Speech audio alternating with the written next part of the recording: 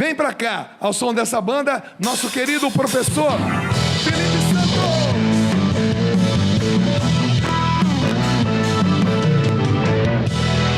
Pedro, primeiro Papa. E aí, filhão, o que manda? Vamos pensar o seguinte. Você tem o mundo acontecendo. O Império Romano continuando com a sua dinâmica.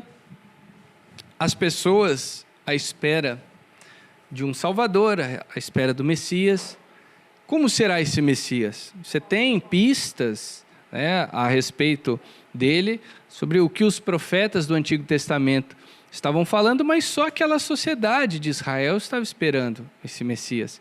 O resto do mundo todo era, né, politeísta. Você tinha um panteão de deuses ali, onde diversas tribos, diversas sociedades, diversas classes sacerdotais faziam ali os seus sacrifícios para adorar esses supostos deuses.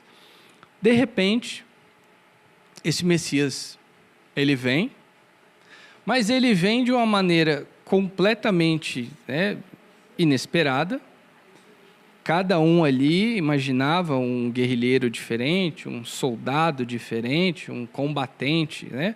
Alguém muito forte, enfim, capaz de libertar o povo de Israel do Império Romano.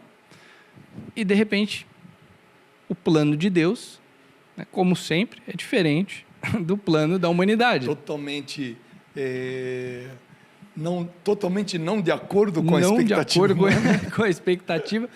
E aí vem esse Messias, e o mais interessante, esse Messias ele tem na sua didática, né, digamos assim, esse tempero, esse espírito de equipe.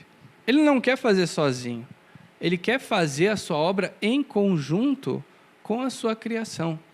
Então é interessante que em diversas liturgias, em diversos contos mitológicos, você tem registros, você tem textos, você tem, enfim, diversos arquivos que falam sobre os supostos deuses que vão agir na história da humanidade, mas não em conjunto com o homem. Eles vão agir de acordo com o querer deles. Os homens são sempre vistos como criaturas que devem servir, nada mais. De repente, tem esse que é diferente, que tem um laço afetivo, que chama, né, Deus de Pai, tem o discurso sobre trindade e não tríade, escolhe os seus discípulos, fala que é o bom pastor, vai entregar a sua vida, ou seja, é um modelo completamente diferente. E vai escolher alguém para chefiar a sua obra. Então, olha que interessante. Ele próprio vai escolher alguém. Ele próprio vai eleger, né, um deles. Então, o que nos leva... Primeiro desenho, por favor. Ao primeiro desenho, vamos pensar o seguinte. Você tem o Império Romano que está em vermelho. Você tem diversos locais aqui, né, o norte da África, né, a Ásia, ali já a Europa.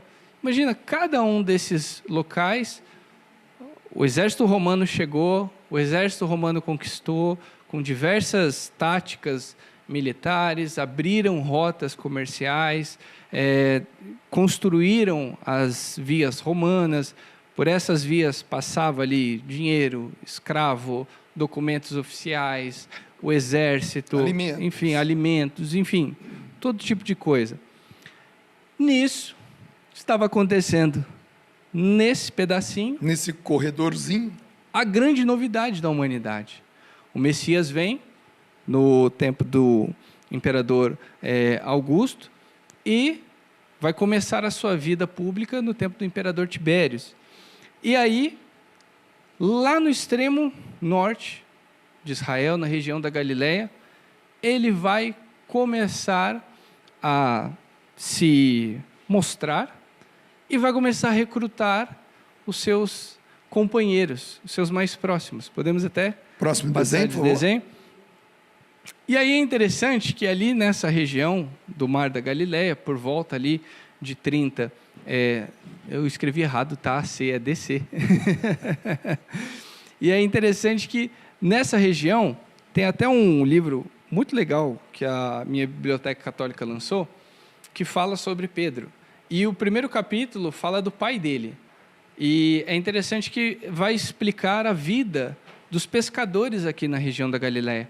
Aqueles pescadores que, por tradição de família, estavam ali, gostavam muito dessa vida e, entendendo a dinâmica do Império Romano, sabendo que eles poderiam ser capturados, poderiam ser levados, né, às diversões,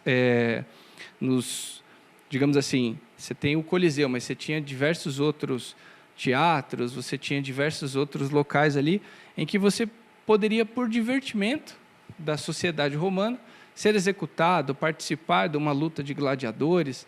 E é legal que mostra esse amor dele pela história do seu povo e esse amor pela pescaria, pela atividade da pesca. Então, é interessante que muitas das pessoas aqui ao redor desse lago, as cidades ali tinham como uma das atividades mais tradicionais, né, viver da pesca. É interessante que hoje, né, quando nós vemos aí o famoso Mar da Galileia, nós vemos que é um lago. Né? A grande lagoa que tem as dimensões de 22 quilômetros de comprimento, 12 quilômetros de largura e 44 metros de profundidade. Na verdade, uma grande lagoa. Uma grande lagoa. E é uma sociedade que não desenvolveu, né, grandes navios para, né, pesca em alto mar ou para grandes comércios marítimos. E aí é interessante que, passando para o próximo desenho, por favor. Nós temos, em geral, essa figura de um barco pesqueiro, não é tão grande assim. Você vê que é para algumas pessoas que vão ali puxar, vão pescar utilizando a rede. Mas pensa que o primeiro líder da igreja, que ainda estava em construção, quando nós lemos ali em Atos dos Apóstolos, é difícil você entender só ali o que é a igreja. Porque não tem um prédio, ainda não tem direito canônico, ainda não tem diversas matérias dentro da teologia que estudam. Tem nada escrito, dogma, doutrina. Não tem nada, entende? É uma comunidade de pessoas com medo do mundo, que experimentaram a verdade, mas ainda estão com medo, né? E ainda estão procurando a didática para falar dessa verdade. E o líder passou muito mais tempo da vida dele em um barco de pesca, né, do que em uma atividade missionária. Então é interessante que neste cenário pequeno, nessa atividade, né, da pesca, algo tão comum, algo nada extraordinário, não é ligado à atividade direta ao templo, ao centro ali em Jerusalém, é algo muito comum. Nós temos, pode passar o desenho, nós temos a figura desse primeiro... Você fez um Pedro bombadão, hein, meu? Você viu? Tem que ser forte. Tá parecendo o padre Marcelo Rossi, esse cara aí. Então, nós temos essa figura, esse primeiro pastor. É interessante que, se você for ver, todas as vezes que Jesus ele vai falar, né, da figura do líder, ele vai usar a figura do pastor. E é legal que o Pedro ele vai quebrar essa regra. Ele vai ser esse pescador de homens, né? Pescador de vocações. Ele vai guiar a igreja, ele vai ser esse, né, braço forte da sociedade. Ele vai... Tem um detalhe muito bacana, né? Porque, teologicamente falando, você sabe disso, que o mar significa o mal, né? O inferno. É por isso que, por causa do medo que aquelas pessoas tinham das águas, por isso que Pedro vai andar sobre as águas. Jesus vai mandar a água, cala-te. Então, quer dizer, aquela profissão mais comum, que era ou o carpinteiro, ou o pastor, mas de repente, falou, não vai ser nem um carpinteiro, foi meu pai, vai ser nem um pastor, ao qual eu também me comparo, mas vai ser alguém que vai junto comigo andar sobre o mar. É muito interessante. É forte, né? Que é ali que ele vai exercer essa função de pescar quem está nessas águas, né? nesse mal do mundo, e vai retirar, né? Vai retirar desse local e vai, assim, qual é a função, né, do santo, do líder, né, de quem está à frente da igreja?